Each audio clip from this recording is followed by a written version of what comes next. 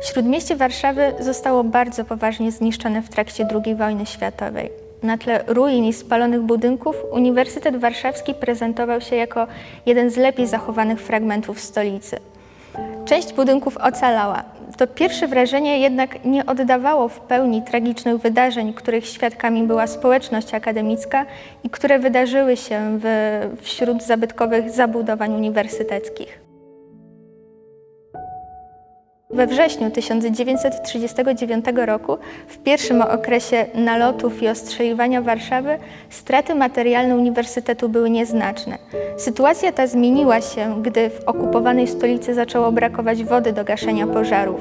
Spaleniu uległ wówczas m.in. Pałac Kazimierzowski, przylegające do niego budynki chemii i farmacji oraz gmach prokuratorski, gdzie mieściło się bezcenne archiwum oświecenia publicznego.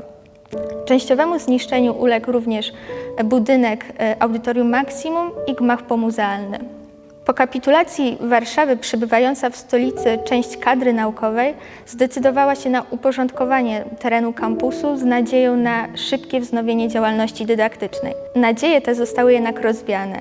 Hitlerowcy zakazali prowadzenia działalności uczelni wyższych i już 2 października 1939 roku budynki przy krakowskim przedmieściu zostały zajęte przez 8 Batalion Policji Bezpieczeństwa, które zaadaptowały zabytkowe pomieszczenia na własne potrzeby, daleko odbiegające od celów naukowych. Przykładem może być Audytorium Maximum, które zostało zamienione na stajnię z boksami wykonanymi z jesionowych stołów wyniesionych z Biblioteki Uniwersyteckiej. Audytorium Maximum spłonęło podczas jednej z libacji świątecznych urządzonych przez hitlerowskich żołnierzy. Na kilka miesięcy przed sierpniem 1944 roku Niemcy rozpoczęli budowanie umocnień. Cały teren kampusu został ogrodzony podwójnymi zasiekami wykonanymi z drutu kolczastego. Od strony skarpy wybudowano rowy strzeleckie, a zabytkowe gmachy zamieniono na magazyny broni i amunicji. Dodatkowo w bramie od strony krakowskiego przedmieścia umieszczono betonowy bunkier. Podczas okupacji Warszawy teren uniwersytetu stanowił niemiecką twierdzę. Z położonych na skarpie budynków niemieccy snajperzy ostrzeliwali położone niżej po Wiśle, dlatego też zdobycie terenu kampusu stało się głównym celem powstańców z grupy bojowej Krybar, dowodzonej przez Cypriana Odorkiewicza, pseudonim Krybar, od którego wzięła się nazwa grupy. Na przełomie sierpnia i września pozycje powstańców walczących o teren kampusu znajdowały się w Pałacu Staszica i w Kościele Świętego Krzyża.